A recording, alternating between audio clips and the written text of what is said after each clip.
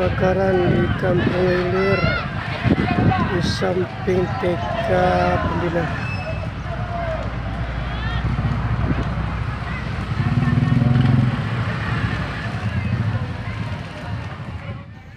Syederalun, 2 unit rumah warga milik Muhammadin berusia 54 tahun dan Anharani berusia 52 tahun terbakar di Kampung Hilir, Kecamatan Tapak Tuan, Kabupaten Aceh Selatan pada Jumat 24 Februari 2023 sekira pukul 9.30 waktu Indonesia Barat.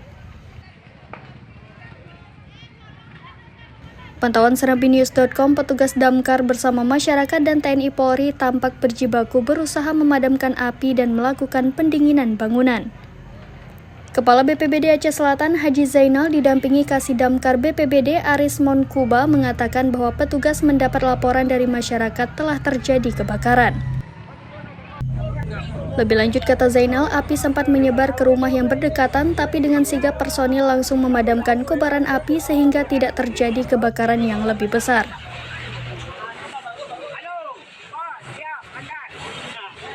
Kebakaran ini, Pak? Buat sementara kita belum bisa memastikan penyebab kebakaran. Yang barangkali kita lihat dari sebuah bangunan ini terjadi dari sebuah arus yang pendek. Damkar. Zainal mengatakan bahwa pihaknya telah menerjunkan 3 unit armada dengan bantuan 1 unit armada Pos 7 Sawang beserta personil untuk memadamkan api. Api berhasil dipadamkan dengan total pada pukul 10.20 waktu Indonesia Barat dan sudah dilakukan pendinginan. Taksiran kerugian diperkirakan mencapai 200 juta rupiah, pungkas Haji Zainal. Dari Aceh Selatan, Ilhamisya Putra, serambinews.com. Kebakaran di Kampung Ilir di samping TK Pembina.